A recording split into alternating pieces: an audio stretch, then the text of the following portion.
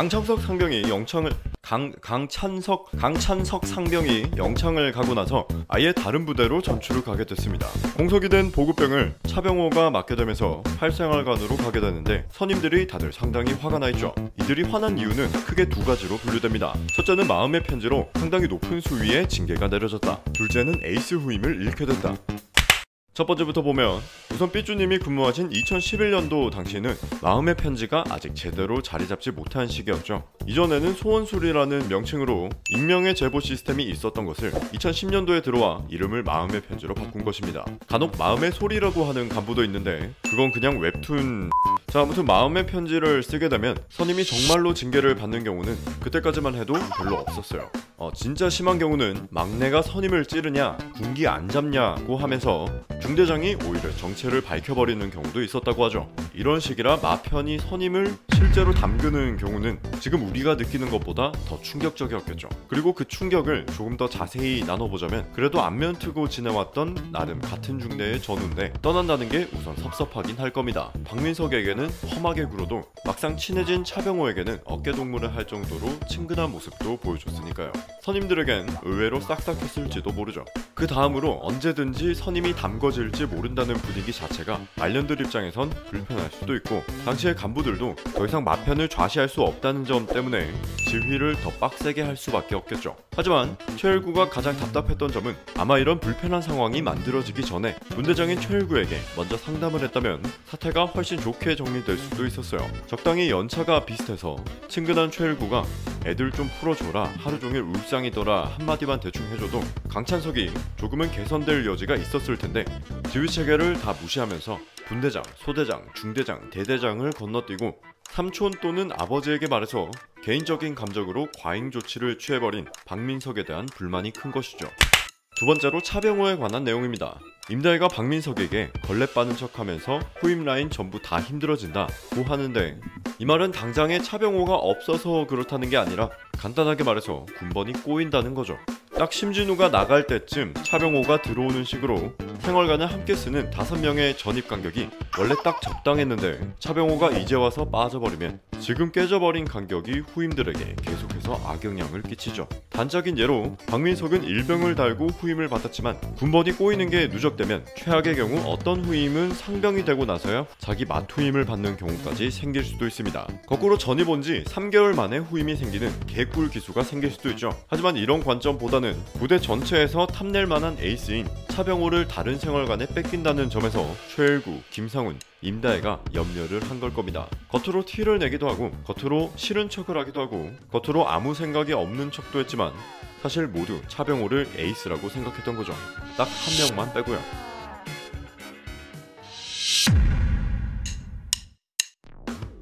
보직변경 2 에피소드의 심층 분석입니다. 에피소드 초반에 베레모를 쓰는 모습이 나오는데 일단 기본적으로 모든 군인들은 외출 시 착모를 하고 이동해야 하기 때문에 착모를 하는 모습이고요. 착석할 때는 벗었다가 생활관으로 복귀할 때는 또다시 쓰는 모습을 볼 수 있죠. 식수인원 체크를 할 때 선임이 왜 늦었냐고 물어보는데 임다희가 별다른 이유를 말하지 않죠. 그리고 죄송하면 군생활 끝나냐와 같은 느낌의 대화가 반복될 때 박민석이 대화에 끼어들며 제가 화장실 가느라 늦었습니다 라고 하는데 이때 박민석을 꼬라보 노려보며 뭐? 야, 라고 말하죠. 이 장면이 얼핏 볼 때는 박민석에게 별 문제가 없어 보일 수 있는데 여기서 선임이 하려던 말은 대충 이런 느낌일 겁니다. 야, 네가 뭔데 나랑 얘랑 얘기하는데 끼어드냐? 내가 너한테 물었냐? 내가 진짜 너 똥 싸다 늦었는지 그거 궁금해서 물어보냐? 너 뭔데 네 선임이 말하는 걸 무시하고 네 맘대로 대답하냐? 일단 전반적으로 임다혜를 꼽주려고 말하는 게 대화의 목적이고 선임은 기본적으로 일병들이 선임들 따라오는 게 불편하니까 일부러 뒤늦게 온 걸 눈치챘을 겁니다. 이미 마편은 누가 찌른 건지 알고 여기서 박민석이 찌른 게 잘못됐단 말이 아닙니다. 선임 라인과 후임 라인이 따로 다니는 이유도 뻔히 아는데 박민석이 되도 않는 거짓말을 하면서 선임의 말에 끼어들기까지 하니 빡이 칠 수밖에 없겠죠. 이러는 와중에 말년 선임이 와서 식수인원 보고를 하는데 2명을 말하지만 실제로는 1명이죠. 아 씨발 관심 없고 나랑 찬우랑 체크해라. 문천환 위원장님 안 이러십니까? 야 꺼져. 이게 다른 1명은 배가 고프지 않아서 그냥 생활관에 짱 박혀서 잠을 자거나 아니면 PX 냉동식품으로 끼니를 때우는 중일 때 이런 식으로 가라 신고가 이루어지기도 합니다. 마지막으로 박민석과 임다혜가 생활관에 도착했을 때 차병호를 대신해서 성윤모 이병이 전입을 왔죠.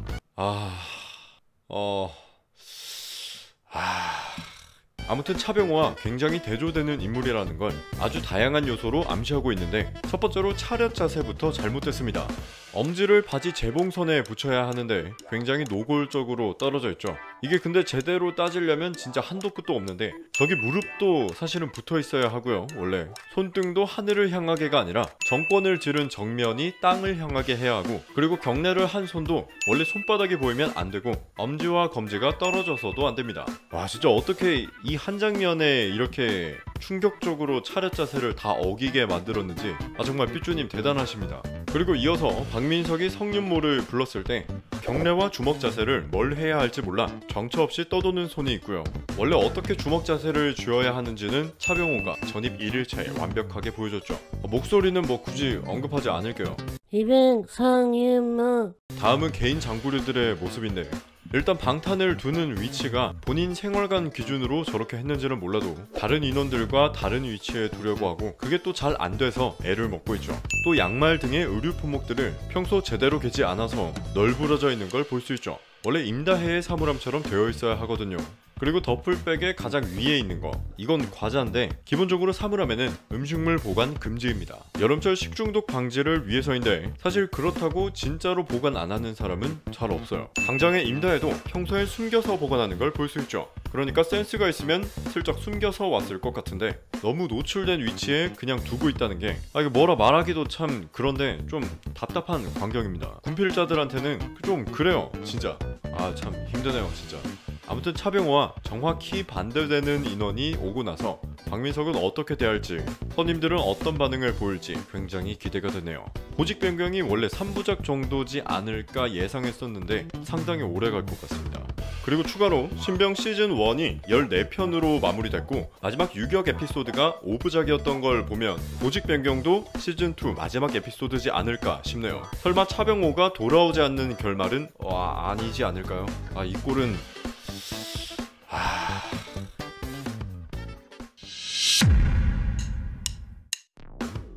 보직 변경 3 심층 분석입니다. 전반적인 스토리는 에이스 차병호 대신에 성윤모가 박민석의 생활관으로 전입을 오고, 이를 최일구가 육생활관 분대장 소대장에게 급하게 따져보는 동안 성윤모가 자신의 장기를 뽐내는 에피소드였죠. 처음에 박민석이 성윤모에게 윤모야, 네가 왜 여기 있어? 여기서 잘 모르겠다고 하자, 이번엔 임다해가 그냥 오라고 해서 온 거야. 라고 다시 물어봅니다. 아마 여기서 성윤모는 박민석의 질문을 네가 왜 여기로 전입을 명받았냐는 좀 더 근본적인 문제를 질문한 것으로 이해하고 잘 모르겠다고 대답한 것이고, 임다해는 성윤모가 워낙 예측이 불가능한 캐릭터다 보니 혹시나 자리가 비어있어서 본인이 독단적으로 온 건지, 혹은 그 외에 정확히 규정되지 않은 상황에 온 건 아닐까 하고 다시 확신을 얻기 위해 정말로 분대장이 너보고 여기로 가라고 했냐를 다시 물어본 것 같습니다. 이게 정말 군생활을 하다보면 예측할 수 없는 상황이 많이 발생하는데, 자기가 이해를 못해서 실수를 하는 경우가 반 정도 있고요. 혹은 그런 인물로 낙점받아서 일부러 군생활을 편하게 하기 위해 속칭 또라이 짓을 하는 경우가 있습니다. 예를 들어 잘 가고 있던 군용 차량을 갑자기 연병장 쪽으로 틀어서 달리더니 그냥 갑자기 핸들을 꺾고 싶은 충동이 왔습니다. 이러면 이제 운전병은 더 안 시키는 것과 같아요. 근데 성윤모는 아마도 천연, 그냥 순수 천연이니 그런 작정은 아닌 것 같죠. 저요? 그리고 그 다음 최일구가 도착하자마자 너 씨발 누가 여기로 오라 그랬어? 라고 하는데, 성윤모가 분대장님이 그랬습니다. 또 앞에 박민석과 임다해가 했던 질문보다 사태 파악이 훨씬 빨리 진행됐죠. 사소한 질문에서도 역시 짬에 따라 일처리 방식이 훨씬 효율적인 부분이었습니다.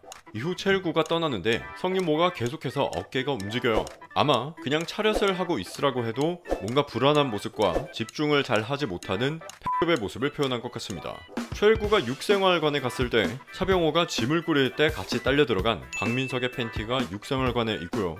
육생활관 분대장을 보면 역시 말년의 모습을 보여주는데, 첫째로 관물대에 해당 아이템들을 대놓고 보관하는 건 고참들에게만 허락됐을 것 같고요. 더군다나 아령같이 다소 위험한 물건은 널브러져 있으면 걸려서 넘어질 수 있다고 간부들도 불편하게 여길 법한 물품입니다. 아마 책을 도서관이 아닌 생활관에서 읽는 것도 고참들의 특혜일 것 같네요. 또 의상도 심진우나 최일구가 보여준 것과 다른 포인트가 새로 나왔는데, 상의를 흰 티로 입은 것에 이어 깔깔이 바지는 애초에 군에서 보급조차 되지 않는 품목이죠.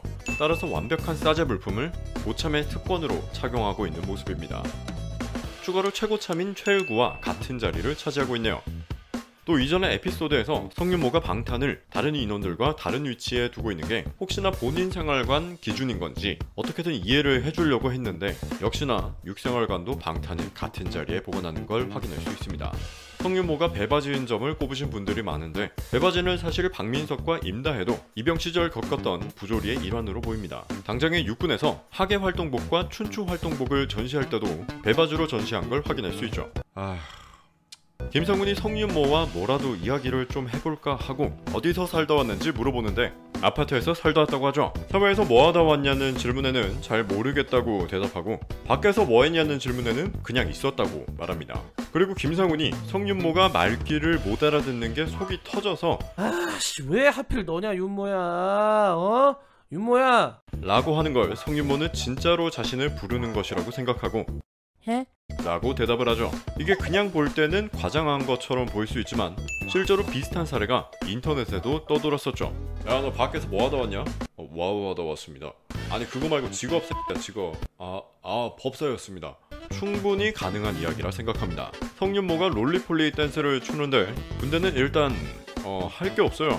그래서 사회에서 안 하던 걸 하게 되는데 대표적으로 운동, 그 다음으로 독서, 그리고 걸그룹 댄스가 있습니다. 당장의 롤린만 하더라도 해병대에서 병사들이 댄스를 춘 영상이 화제가 됐었죠. 자 무튼간에 성윤모도 롤리폴리 댄스를 밖에서 배워온 게 아니라 부대 안에서 나름대로 연습을 한 결과인 것 같고요. 찌르기를 중심으로 포인트를 준 것 같네요. 마지막으로 최일구가 안 그래도 육생활관 분대장이 롤리폴리를 언급하며 최일구를 놀렸는데 실제로 그걸 추고 있는 모습을 보며 빡이 쳤을 때 씨발 니들 뭐하냐? 김성훈과 임다혜는 최일구를 쳐다보며 긴장하고 있지만 박민석은 아직 웃음의 여운을 참질 못하고 있어 짬의 차이를 보여줍니다.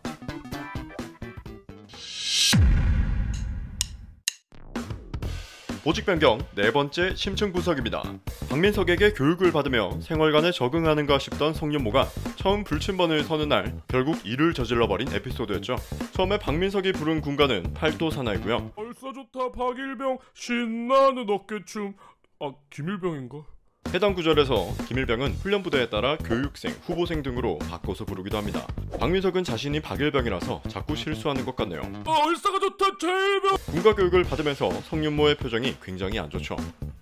이건 좀 이따가 묶어서 자세하게 얘기할게요. 그 다음 근무지에 사인하라는 소리에 박민석이 물펜이 있냐고 말하는데 성윤모가 네임펜을 꺼냈죠. 너 물펜 있어? 예, 있습니다. 이거 네임펜이고. 기본적으로 근무지는 매번 갱신을 해야 하기 때문에 보드마카 또는 물로 지울 수 있는 물펜을 사용하죠. 이때 네임펜은 사용하지 않기 때문에 박민석이 아주 작게 화를 낸 것이고요. 그런데 저는 근무지 사인을 보통 종이에 했는데 물펜을 쓴다면 이 딱판에 사인한 것 같거든요. 혹시 정확히 하시는 분은 댓글로 알려주세요. 그 와중에 일병 시절 박현식도 있었네요. 그렇게 박민석이 물펜을 빌려주고 사인을 하려고 하는데 여기에서도 정말 빈틈없이 성윤모가 남다름을 보여줍니다. 손을 보면 그냥 잡는 게 아니라 굉장히 괴랄하게 잡죠. 아마 이 장면으로 유추해볼 때 젓가락질도 남다르게 할 것 같네요. 그렇게 근무에 투입된 성윤모는 베레모에서도 남다름을 보여주는데 기본적으로 베레모는 전방의 마크가 왼쪽 눈썹이 1cm에 위치하도록 규정돼 있어요. 따라서 각도는 물론이고 위에서 빗질하듯 쓸어내려주는 동작을 전혀 안 해서 마치 중국 전통 모자 같은 모양새가 됐죠. 저 때는 이러면 중국집이냐고 한 소리 들었어요. 추가로 김상훈의 지시를 듣고 담당 위치로 이동할 때 보면 뒤통수에 베레모 끈이 그대로 노출된 걸 볼 수 있습니다. 처음 베레모를 받고 나면 자신의 머리 크기에 맞게 조절한 후 매듭을 짚고 나서 남은 줄을 잘라내고 라이터로 뒷정리를 해주거든요. 그런데 그런 작업이 전혀 되어 있지 않은 모습이고요. 에피소드 마지막쯤 김성훈이 성윤모를 찾아서 돌아다닐 때 성윤모의 침상을 보면 김성훈보다도 정리가 한참 안 된 걸 볼 수 있죠. 아마 이쯤 되면 주변에서도 지적하는 게 지쳐서 그러려니 하고 있는 분위기였을 것 같습니다. 김성훈이 당직 근무 관련 사항을 인수받을 때 김성훈과 같은 짬으로 보이는 전본초는 먼저 환복을 하고 컵라면을 준비해온 장면이고요. 짬이 낮은 인원은 마지막까지 남아서 김성훈에게 중요 사항을 전달해주고 있는 장면입니다. 김성훈과 동기인 인원이 끓이는 컵라면은 색깔의 배치로 볼 때 아마 육개장 사발면인 것 같고요. 한 사발에 하고 오겠습니다. 김상훈이 꼭 치우고 자라고 하는데 당직 근무를 서고 나면 출출한 맛에 라면 하나 먹고 자는 맛이 있거든요. 근데 이게 기본적으로는 금지 사항입니다. 혹은 안 치우고 가면 쓰레기 때문에 지적을 받아요. 그래서 자기가 안 혼나게 잘 치우고 가라고 한 것이고요. 당직 사관이 몇 시부터 잤냐고 하는 건 당직 근무를 서는 동안 혹시나 당직 사관이 순찰을 돌 때가 있을까봐 순찰 타이밍이 언제일지 감을 잡으려고 물어본 것입니다. 그리고 물어본 결과 야, 당직사가 언제부터 자고 있었냐? 몰라. 나 트윗했을 때부터 자고 있었어. 당직 서관이 내내 자고 있었다고 하는데 그러면 굳이 깨우는 게 병사들 입장에서도 좋을 게 없기 때문에 처음 당직 관련 사항에 굳이 신고하러 들어갈 필요가 없다고 한 것이죠. 신고자가 귀찮은 것도 있고요. 전근무제가 라면을 들고 퇴장하기 전 성윤모를 가리켜 그린캠프 가서 의가사를 하려고 한다고 하는데 미필분들을 위해 설명해 드리자면 그린캠프는 군생활에 심각한 지장을 호소하는 병사들을 따로 교육하기 위한 교육기관을 말하고요. 부대에 따라서 드림캠프, 힐링캠프 등으로 불리기도 합니다. 그곳에서 호전을 보인 인원들은 다시 부대로 복귀하고 현역 부적합 심사를 받은 인원들은 전역을 하게 되죠. 그리고 이런 특수한 이유로 인한 전역을 보통 의가사 전역이라고 하는데 정신질환, 신체질환에 의한 제대는 보통 의병제대로 표현이 분리되어 있습니다. 그린캠프에 대해 한마디만 더 하자면 그린캠프에서 지내는 동안 PX 물품 중 세제, 캔, 면도기 등의 물품은 개인에게 위해를 가할 수 있기 때문에 행정반에 보관하고 사용 시 분대장 감독 하에 사용해야 한다고 하네요. 그리고 이런 제한 사항들은 보직 변경 4편에서 마지막에 성윤모가 보인 행위를 막기 위해서겠죠. 저요? 이날 성윤모는 결심한 일을 행하기 전에 약간의 징조가 있었는데 일단 박민석이 앞에서 군가를 가르치는 동안 좀 심할 정도로 아무 대꾸가 없어요. 해당 사항은 치명적 결정을 하기에 앞서 공통적으로 보이는 정서 변화 중 하나인 과무, 무기력에 해당합니다. 또 박민석이 김상훈 선배님이랑 첫 근무 들어가네. 라며 군가는 그만 배우고 불침번 근무를 배우자고 할 때 알겠다고 대답하는 게 한참 걸려요. 아마 이때 오늘 밤 치명적 결정을 하겠다는 결심을 한 것 같습니다. 불침번이 하는 일이 없는 것 같지만 가장 중요한 일을 이번 에피소드에서 보여줬죠. 바로 야간 취약 시간에 일어나는 사고를 방지하기 위한 것인데요. 여기엔 폭행, 음주를 포함해 이번 에피소드에서 보여준 가장 중요한 사항인 치명적 결정이 있습니다. 그리고 이것이 성윤모가 지금까지 일을 버리지 않고 이제 와서 결심을 한 이유인 거죠. 바로 불침번이 있는 동안은 새벽에 혼자서 이동하기 어렵기 때문입니다. 하지만 본인이 불침번이라면 오히려 새벽에 몰래 행동하기 좋겠죠. 다만 김성훈이 올 때까지 기다린 걸 보면 실제로 결심했다기보다 본인의 괴로움을 피력하고 싶었던 것 같네요. 일단 김상훈이 초반에 적극적으로 조치를 잘 취해줬으니 당장에 할 일은 한 것 같지만 이후 에피소드에서 왜 성윤모가 치명적 결정을 결심했는지 상세하게 설명해보라고 하면 재수가 없을 때는 이런 식으로 설명할 수도 있어요. 김성훈 상병이 자신은 신검 2급인데 왜 너는 1급 나왔냐고 욕설을 하고 이상한 춤을 남들 앞에서 추도록 강요하고 춤을 추지 않으면 죽여버리겠다고 협박했습니다. 뭐 이런 식으로 얘기가 나와버리면 김상훈이 굉장히 골치가 아픈데 다음 편이 기대가 되네요. 일단 지켜봐야죠. 상훈아 고생이 많다.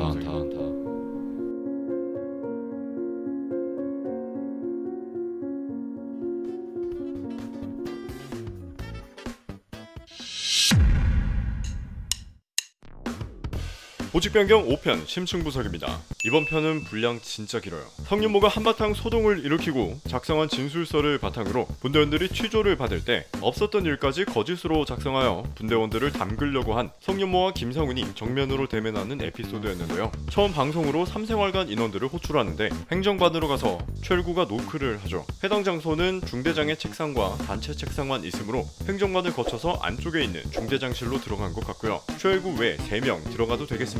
하고 물어보고 들어갔는데 병장 최일구 왜 3명 들어가도 되겠습니까? 들어와. 이는 훈련소에서 기본으로 교육받는 상급자의 사무실로 들어가기 전 예절입니다. 이게 군대는 워낙 작은 부분까지 체계화를 시켜뒀기 때문에 부대마다 조금 다를 수도 있지만 대부분의 훈련소에서 노크 3번 후 본인의 신분을 밝힌 뒤 들어가도 좋은지 물어보도록 교육합니다. 또 최일구가 노크 후에 최일구 왜 3명 들어가도 되겠습니까? 라고 하는데 여기서 쓰인 표현도 규정이 돼 있어요. 단체의 대표자가 단체를 설명할 때 본인 외 인원들의 총수를 언급하는데 이 표현도 2013년도 정도를 기점으로 변경이 됐습니다. 원래 대표자를 제외하고 인원수를 얘기하던 걸 대표자를 포함한 인원수를 말하도록 바뀌었죠. 즉 바뀐 표현대로라면 최일구 등 4명 들어가도 되겠습니까? 였을 것을 2011년도 당시의 표현으로 쓰면서 최일구 외 3명이라고 표현한 것이죠. 그렇게 중대장실에 입장하고 나서 중대장 앞에 서 있는 모습도 최일구부터 박민석까지 짬순으로 서 있는 것을 볼 수 있고요. 이때 중대장이 굉장히 살벌하게 타자를 치고 있는데 이건 아마 3가지 목적으로 문서를 작성 중일 겁니다. 하나는 어제 당직 사령을 맡은 간부에게 보고서를 작성 중이고 또 하나는 대대장에게 보내는 보고서, 마지막으로 성윤모 같은 인원은 필히 평소에도 예의주시하고 있었을 건데 그 인원에 대한 관찰을 얼마나 잘 했는지, 또 이를 통해 얻은 정보를 활용하여 얼마나 잘 대응했는지에 대한 상담일지를 사건이 터지고 급하게 갱신하고 있는 것이죠. 그리고 중대장이 보고서 및 상담일지를 작성하면서 인원들을 꼬라보는, 인원들을 야려보는, 인원들을 째려보는데 이게 간부는 한 중대에 10명 정도지만 병사는 수십 명인데다 진급도 훨씬 자주 일어나기 때문에 혹시나 자기가 계급을 착각해서 입력했을까봐 한 번 더 확인을 하는 것이고, 혹은 성이 잘 생각나지 않아서일 수도 있죠. 잠깐 여담으로 중대장의 가슴에 있는 휘장은 고공 강화교육 또는 총 강화 횟수가 40회 이상인 자에게 수여되는 휘장으로 월계관으로 장식돼 있죠. 중대장이 이 나이에 벌써 이걸 달았다는 건 소위 때부터 굉장히 부지런하게 관련된 임무를 수행했다는 말이 됩니다. 그래서 이렇게 사람이 도끼가 가득 차서 그 다음 필요한 정보를 한번 정리하고 나서 성윤모의 진술서를 보여주며 이게 뭔지 아냐고 하는데 종이가 좀 누래요. 이게 종이가 일반 A4 용지가 아니라 갱지라서 이렇게 표현한 것이죠. 군대에서는 상급 부대로 보고하거나 혹은 회의 때의 유인물 등 중요한 문서만 A4 용지를 사용하고 수시로 사용하는 소모성이 강한 문서는 그림과 같이 갱지를 사용하죠. 이 갱지는 신문지나 시험지 등에 사용하는 재생지라고 생각하면 되는데, 이 갱지에 대해서 한마디만 하자면 원래 취지는 재생지니까 가격이 싸서 사용한 건데 요즘엔 가격이 미쳐서 그냥 A4 용지보다도 더 비싸요. 간부들도 안 그래도 예산이 부족한 와중에 용지 가격을 좀 아껴보려고 예전부터 써온 갱지를 함께 쓰는데 오히려 비싼 용지를 계속 쓰고 있으니 참 역설적이죠. 그 다음 성윤모가 중앙복도에서 근무를 선 것을 지적하고 있는데, 중대장이 말하는 것은 원래 부사수의 근무 위치가 어디인지가 핵심이 아니다. 성윤모라는 불침번을 화장실이 가까운 중앙복도에서 근무하도록 방치한 것이 문제다 라는 것인데, 이걸 사전에 이 정도의 예외 상황까지 예측해서 당직 사관과 협의해서 대응한다는 건 병사에게 기대하기는 힘들어요. 자칫 월권으로 치부받을 수 있기 때문이죠. 이걸 진짜로 책임을 물으려면 성윤모의 소대장 혹은 당일 당직 사관에게 따져야 사실 말이 됩니다. 하지만 지금 사안이 사안이니만큼 어떻게든 중대장은 밑에서 꼬리를 자르려고 일부러 혐의를 부풀리고 있다고 보는 게 맞겠죠. 이후 박민석 일당은 그 시간에 자고 있었으니 들어가 보라고 하는데, 그 시간에 자고 있었던 건 불침번을 제외한 최일구와 임다혜도 마찬가지고, 이후에 임다혜는 박민석과 다르게 방관제라고 하는데 이 또한 박민석도 방관한 건 마찬가지죠. 즉 이 장면은 아무리 봐도 박민석의 백 때문에 중대장이 박민석은 제외시켰다 라고 보는 게 타당할 것 같네요. 그렇게 퇴장하는 박민석이 경례를 할 때 경례를 받는 손이 왼손인 것으로 중대장이 해당 사건과 관련이 없는 사항들은 굉장히 건성으로 대한다는 것을 보여주고요. 이것도 최일구는 계속 키보드만 쳤던 반면 그나마 경례를 받아주긴 한 거죠. 들어와. 충성. 이후 성윤모가 서술한 각 인원들의 부조리를 차례대로 신문하죠. 우선 최일구가 자신의 빨래를 검사하고 새로 빨래해오라고 발로 차는데, 이 장면에서 최일구가 개어진 빨래를 보고 냄새를 맡는 장면을 보면 이 빨래는 후임들이 대신 개어준 것임을 알 수 있죠. 이 자체로도 심각한 부조리 중 하나로 볼 수 있겠네요. 그리고 김상훈의 역할에 대해서도 나오는데 커튼을 거두라는 말로 아침을 시작하죠. 이때 계속 잠을 자고 있는 성윤모에게 유독 화가 났던 이유가 가장 막내가 걷어야 할 커튼을 박민석이 대신 걷었으니 더 못마땅했던 것 같네요. 그렇게 두 사람의 잘못을 한번 훑고 임다혜에게는 왜 아무것도 하지 않았냐, 방관죄다 라고 하는데, 여기서도 중대장의 꼬리 자르기가 보입니다. 임다혜라는 제3자를 방관죄로 조장하면서 해당 사건들을 은폐하려는 세력이 있음을 공고히 한 것이죠. 따라서 간부들은 평소 부조리 또는 폭행 사건이 있는지 수시로 검사하려고 했으나 생활간의 조직적인 은폐 도모로 인해 밝혀내지 못했다, 이렇게 스토리를 끌고 가려는 거죠. 그런데 또 영내 부조리 사건에 대한 징계가 강화되면서 해당 사실을 알고도 방치한 인원들을 방관죄로 같이 처벌한다는 내용 자체가 공문으로 많이 강조됐었어요. 그러니까 말이 되긴 하는 겁니다. 근데 뭐 이 사항이 자발적인 신고를 유도하는 경우는 잘 없긴 하죠. 그리고 마지막으로 가장 중요한 사건을 말하는데 19시 41분 성윤모가 최일구에게 구타를 당했다 라고 진술했다고 하는데, 이때의 장면을 보면 굉장히 소름 돋습니다. 잠깐만 보실까요? 저 말씀이십니까?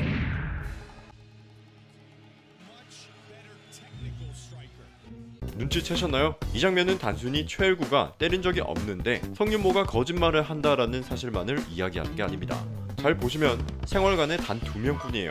해당 거짓말을 증명할 수 있는 사람이 아무도 없는 시간을 일부러 노린 겁니다. 애초에 시간 자체도 석식을 먹고 나서 개인 정비 시간이라 다들 흩어져 있는 시간대를 노렸고요. 생활관에 단순히 대기를 하는 거라면 같이 TV를 보고 있을 법도 한데 성윤모는 벽 쪽을 향해 앉아서 시계를 바라보며 거짓 진술을 할 궁리를 하고 있었던 거죠.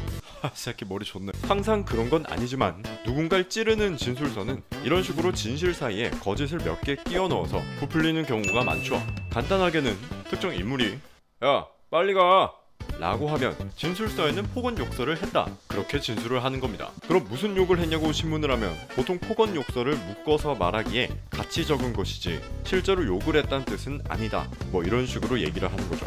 그렇게 취조가 일단 마무리되고 심신미약을 핑계로 의무실에 있는 걸로 보이는 성윤모에게 김성훈이 찾아가는데, 이때 읽고 있는 신이라는 책은 2011년 당시 상당한 인기를 누린 베르나르 베르베르의 작품이고요. 김성훈이 노려보면서 마무리가 되는데, 에피소드 중 김성훈의 뒷모습을 보면 오른쪽 검지손가락을 다친 걸 볼 수 있습니다. 오른손을 거수할 때도 보이는데 보직 변경 4편까지만 해도 멀쩡했던 손가락이니 성윤모의 치명적 결정 이후에 뭔가 일이 있었던 것 같죠. 어쩌면 김성훈이 유독 성윤모에게 더 분노했던 이유와 관련이 있을지도 모르겠고, 아마 김성훈이 다음 에피소드에서 성윤모에게 내뱉는 말을 들어보면 붕대의 진짜 의미를 알 수 있을 것 같습니다.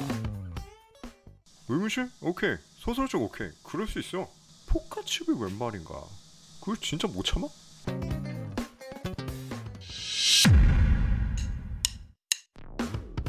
보직 변경 6편 심층 분석입니다. 와, 10편까지 나오나? 5편에서 김성훈이 성윤모에 대한 화를 결국 참지 못했고 폭력을 행사하려다 영창에 갔죠. 이를 계기로 소대원들이 성윤모를 확실하게 조져야겠다고 작당 모의를 한 에피소드였습니다. 이번 에피소드는 평소에 작성하던 방식과는 조금 달랐어요. 영창이라는 특별한 장면이 나왔기 때문에 이번엔 저도 조사를 좀 하면서 배운 게 있었습니다. 그럼 처음부터 가볼게요. 전역 점호를 하는 중위의 이름이 김강찬인데 확실하진 않지만 강감찬 장군의 패러디일 수도 있을 것 같네요. 영창을 간 김성훈이 9박 10일이라고 하자 당직 서관이 그래도 만창은 아니네 라고 하는데, 만창은 영창 1회에 실시할 수 있는 가장 긴 기간을 말하며 최대 14박 15일이 적용됩니다. 이보다 더한 경우는 영창 징계가 아니라 재판으로 넘어가죠. 그리고 야간에 연등하는 인원들 통제하라고 했으니 연등은 자제하라고 한 뒤에 연등할 인원이 있냐고 물어봅니다. 아마 여기서 통제해야 할 연등은 TV 연등으로 10시 이후에 단체로 TV를 더 시청하다가 자는 것을 말하고, 이후에 연등할 인원을 물어보는 것은 자기 개발을 목적으로 도서관에서 공부를 할 인원이 있는지 물어보는 것으로 보이는데, 보통 해당 연등들은 11시까지 허용됩니다. 그리고 뒤에 당직병을 보면 벌써 3번째 같은 병사가 당직병을 하는데, 마침 그런 김에 언급을 하면 병사 한 명이 당직병을 유독 자주 하는 경우가 있어요. 이게 병사들끼리는 알바라고 해서 어차피 한번 근무 서고 나면 다음날 근무 취침으로 쉴 수 있으니 다른 사람의 근무를 대신 서주고 알바비로 5,000원에서 만원 정도의 금액을 받는 식으로 용돈벌이를 하는 경우가 있죠. 이게 당직 순번을 행정병이 짰거나 정해진 근무표가 있어도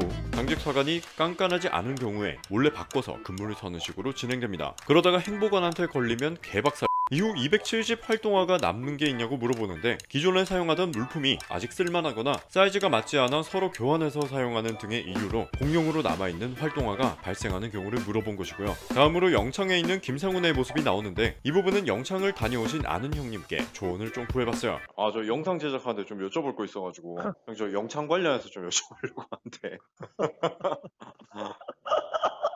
군화의 발목 부분을 한쪽으로 정리하는 것도 아마 군기강 확립을 이유로 정해놓은 규칙일 것 같고요. 김상훈이 무료하게 책을 읽고 있는 장면은 유일하게 허락된 취미인 독서를 하고 있는 모습이죠.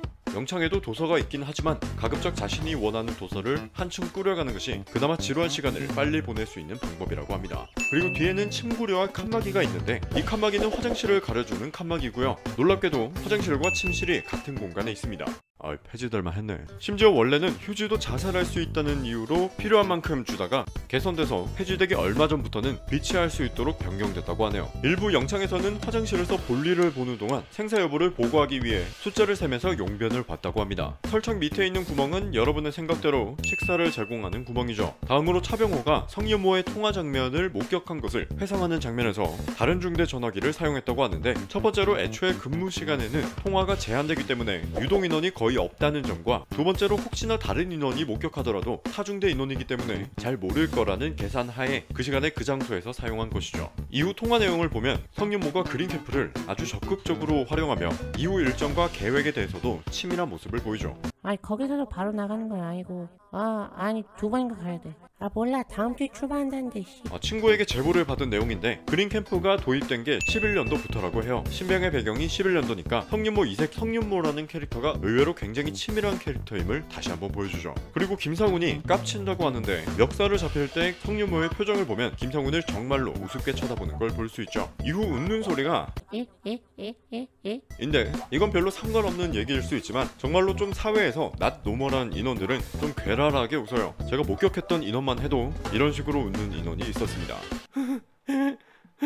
이후 다시 소대원들 장면으로 돌아와서 박민석이 아버지에게 전화를 더 할 수 없는 이유를 설명하며 한 번만 더 개인적인 이유로 전화하면 GOP로 보내버린다고 하셨다고 하는데 GMO 아니고요. GOP는 제너럴 아웃포스트의 앞글자로 일반 전초기지를 뜻하는 군사용어고요. 근무 자체가 힘든 것도 있지만 우리나라에서는 최북단에 있으니 가장 추운 곳이라는 이유로 악명이 자자하죠. 여담으로 북한은 거꾸로 가장 따뜻한 곳이 전초기지가 되겠네요. 아닌가? 왜 이래 이거? 이후에 김상훈이 영창에서 자고 있는 장면이 나오는데 김상훈이 팔로 눈을 가리고 자고 있죠. 이게 그냥 눈을 가린 걸로 보일 수 있지만 영창에서는 헌병이 상시 감시를 하기 위해 불이 켜진 복도의 불빛을 창살이 막질 못해서 안대 대신에 빛을 가리기 위해서 손으로 가린 모습이고요. 다음은 최일구의 뒷모습 너머로 불빛이 보이는데 이는 야간에 이동하는 인원 혹은 인원 체크를 하는 인원이 인원들을 식별할 수 있도록 소량의 빛을 쏴주는 취침 등을 켜둔 것으로 보이네요. 근데 이게 취침 등의 기존의 목적과 다르게 보이면 눈뽕이 될 정도로 빛이 세서 보통 종이로 가려서 출력을 낮추곤 합니다. 그리고 마지막으로 임다희가 이 방법은 어떻냐고 물어보고 최일구가 너무 위험하지 않냐고 하는데 어떻습니까? 알고 있으면 아마 모르는 것 같습니다. 이 방법이 뭘지 어설프게 추측해보자면 성윤모가 아직은 잘 모르는 것 같다는 부분은 박민석이 군단장의 아들이다 라는 점이지 않을까. 그리고 생활관에 잠깐 복귀할 때를 노린다고 했으니 어쩌면 뭔가 대화를 유도해서 박민석에게 실언을 하게 만드는 방법이지 않을까 추측해봅니다. 진짜 제발 딱 한 번만.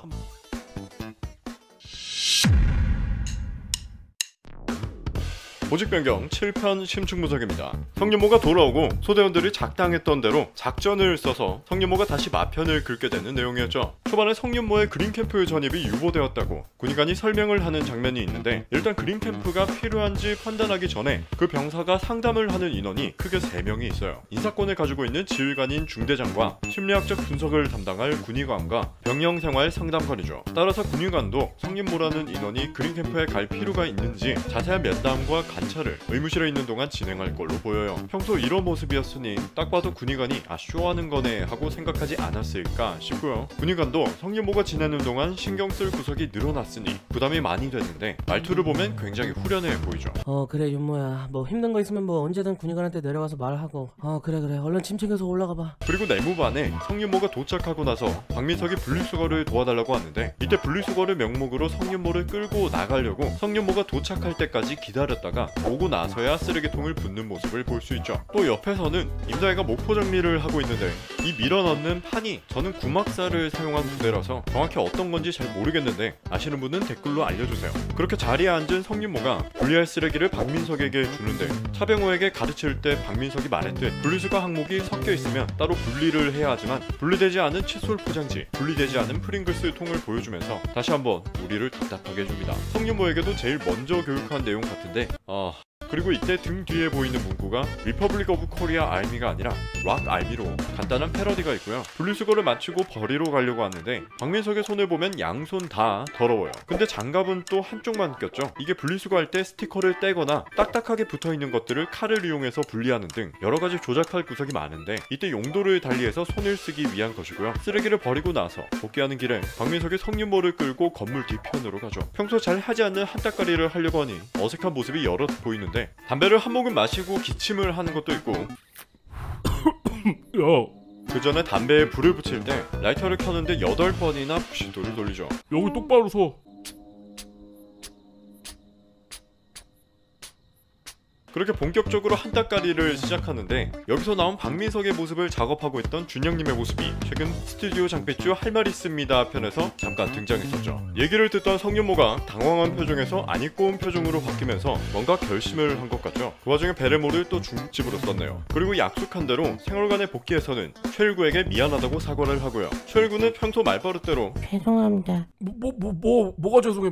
아니야. 아니 진짜 괜찮다니까. 가 얼른 개새끼야. 아니 미안해. 등의 말을 했지만 일단 호의적인 모습에 화살을 최일구에서 박민석으로 돌린 것 같죠. 이것도 아마 그린캠프가 확정이라면 굳이 마편을 쓰지 않았을 것 같지만 지금으로는 부족한 상황이라고 결정이 났으니 성윤모도 뭔가 다른 수가 필요했기에 이번엔 박민석으로 바꾼 것 같네요. 따라서 이 작전이 아마 며칠 뜸을 들였다가 실행됐다면 최일구가 다시 한번 긁혔을 수도 있을 것 같네요. 그렇게 소대원들의 작전대로 성윤모가 마편을 긁을 빌미를 만들어줬는데 바로 다음날 들리는 방송을 보면 중대장이 굉장히 화가 난 것도 있고 그에 따라 병사도 급하게 방송을 틀었다는 걸 느낄 수 있죠. 없으면 뭐 선임이든 뭐든 빨리 찾아서 빨리 이라던가 행정반으로 아니 중대장실로. 와 같은 멘트를 보면 준비가 안 된 상태에서 바로 방송을 한 것 같아요. 심지어 시간대도 아침을 알리는 맷비둘기 소리가 나는 시간대였으니 출근하자마자 방송을 한 것 같고요. 그리고 아마 뒤에서 들리는 중대장의 멘트는 대충 이런 내용이었을 것 같아요. 이병성 윤모 지금 중대장실로 빨리 오심이든 뭐든 빨리 찾아서 빨리 지금 즉시 행정반으로 아니 중대장실로 지금. 마지막으로 중대장실로 들어간 성윤모가 생활관에서 출입할 때 얽혔던 것과는 달리 출입 예절을 아주 깔끔하게 할 줄 아는 모습이 보이네요. 이제 성윤모가 쓴 마편의 내용이 아주 중요해졌는데 핵심은 대상이 박민석으로 바뀌었다는 점 같아요. 이전에는 박민석은 제외하고 마편을 찔렀기 때문에 중요 인물인 박민석은 제외하고 수사를 일사천리로 진행할 수 있었는데 이제 박민석이 대상이 돼버리면 이 수사에 잘못된 점이 없는지 굉장히 깐깐하게 따져야 하는 시점이 오는 것이죠. 단순히 박민석을 신경 쓴다는 차원이라기보다 군단장의 아들이 영창을 갔다라는 것, 군단장의 체면에 있어서도 굉장히 심각한 문제가 될 수 있기 때문이죠. 예시가 조금은 다를 수 있지만 아내가 공감병에게 저지른 부조리로 인해 즉시 전역 지원서를 제출한 포스터도 계셨으니까요. 또 마편이 원래 병사가 한 번 쓸 때 효과가 가장 크고 여러 번 쓰기 시작하면 그 작성자에 대한 신뢰가 떨어져요. 그래서 여러모로 성윤모가 자충수를 두게 만든 게 아닐까 싶습니다. 아, 머리 좋네.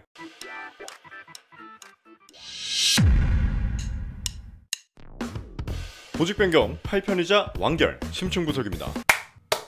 거짓으로 진술서를 과장해서 작성하면서 소대원들의 징계를 조장한 성윤모에게 중대장이 팩트 폭격과 속셈 간파를 통해 일가를 날리고 성윤모를 그린캠프로 바로 보내버린 에피소드였죠. 처음 시작할 때 중대장 옆에 시간 9시는 군인의 일과가 시작되는 9시를 말하고요. 그렇다고 중대장이 9시에 딱 맞춰서 출근한 건 아니고 출근하고 나면 출근 도장을 PC로 찍게 되는데 성윤모가 오기까지 시간이 좀 걸리니까 기다리면서 출근 도장을 찍어두고 본격적으로 갈구기 시작하는 모습입니다. 이야기 초반에 해달란 대로 다 해줬잖아 라고 말하며 지난 일들을 다시 짚는데요. 여기서 간혹 오해할 수 있는 경우가 있는데 간부는 병사를 징계하고 싶은 사람이 아닙니다. 특히나 이 사건을 가지고 있는 중대장부터는 본인의 부대에 영창같이 다소 심각한 징계가 발생했다는 건 본인 평판에도 그리 좋은 부분이 아니에요. 따라서 성윤모가 원하는 대로 해줬다라는 표현은 할 만큼 했으면 자살 소동 같은 거 부리지 말고 얌전히 그린캠프나 가서 박혀있어라, 대충 그런 속뜻을 품고 있는 거죠. 그리고 이후에 네가 원하는 대로 다 돌아갈 수 없다, 그냥 조용히 있다가 그린캠프나 가라는 말에 알겠다고 말하고 돌아가는 성윤모를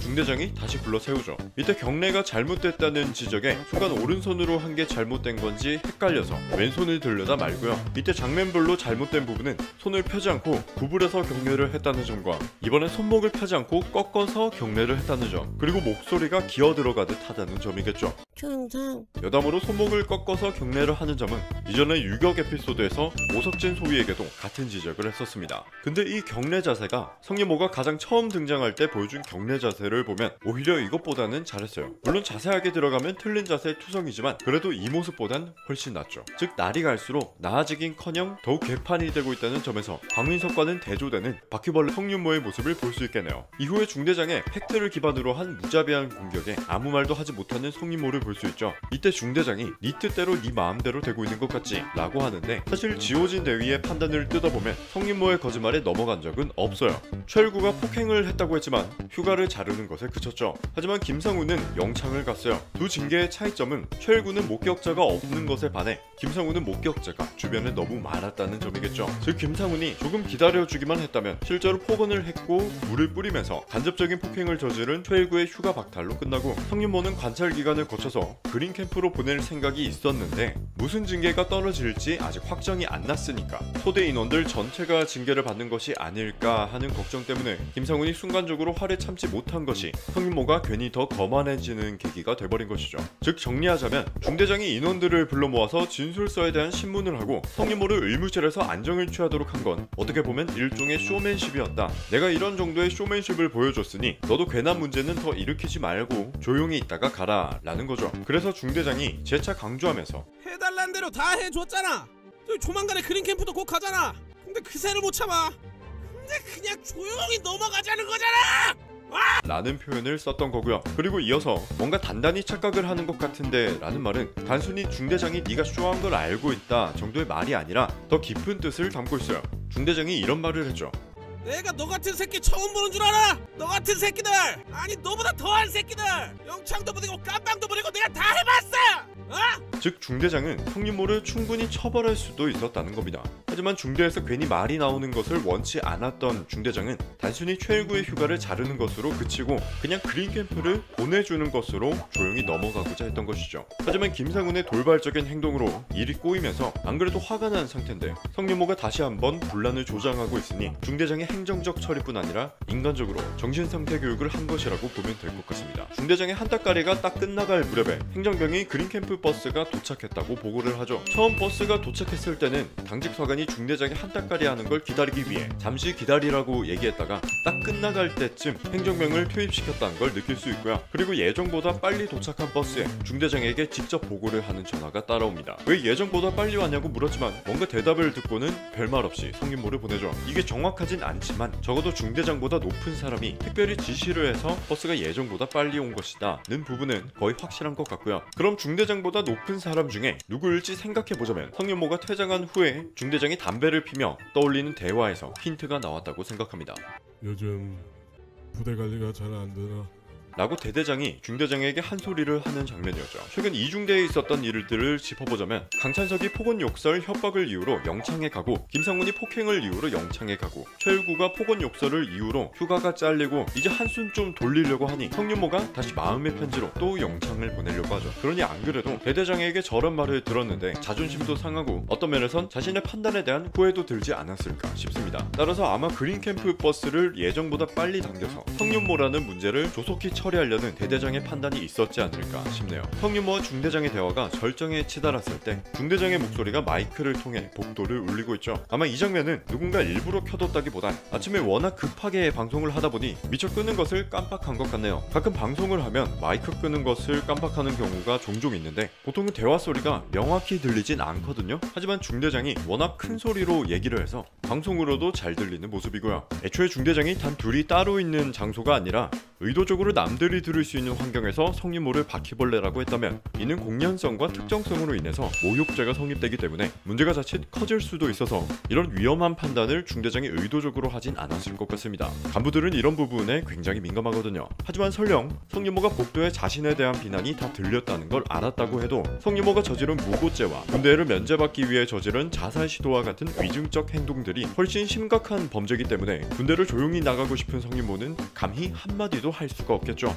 완전 범죄해야 하니까요. 중대장과의 얘기가 끝나고 돌아가는 더욱 흑화한 성윤모를 보면 중대장의 멘트를 떠올리고 있는데 아마 이 악에 바친 표정은 대충 이런 내용에서 나온 표정이 아닐까 합니다. 괴롭힌 건 걔들인데 왜 나보고 지랄이야? 왜 하필 엄마는 중대장한테 그걸 다 말한 거야? 나라에서 나한테 해준 게 뭔데 내가 여기서 이런 취급을 받아? 한마디로 싹수가 노랗다. 이렇게 볼 수 있겠네요. 마지막으로 김상훈이 돌아왔을 때 분리수거를 하는 박민석과 차병호의 모습이 보이는데 짧아서 잘 찌그러지지 않는 버디어는 이미 찌그러뜨린 차병호에 비해 길다란 포카리 스웨트를 아직 찌그러뜨리지 못한 박민석. 늘 그렇듯 박민석의 팬티를 정리하고 있는 임다혜, 그리고 성윤모의 주요 사건 발생 장소를 보여주며 그린캠프에 가서도 문제를 일으켰다는 소문이 들었다고 하는데 이게 정말 그렇습니다. 보통 한 곳에서 자살 소동을 일으킨 인원은 바뀐 부대에서도 동일하게 그런 소동을 일으키는 경우가 많아요. 그리고 그런 전력들을 상담 일지에 다 기록하기 때문에 간부들은 그걸 다 알고 있다. 따라서 현실 반영이 굉장히 잘 된 모습이네요. 그리고 진짜 마지막으로 어깨에 견장을 물려줌으로써 최일구를 이어 김성훈이 분대장이 됐음을 보여주면서 시즌2는 끝이 납니다. 시즌2 그간 고생 많으셨습니다. 기다리는 한 달이 행복했습니다. 이제 시즌3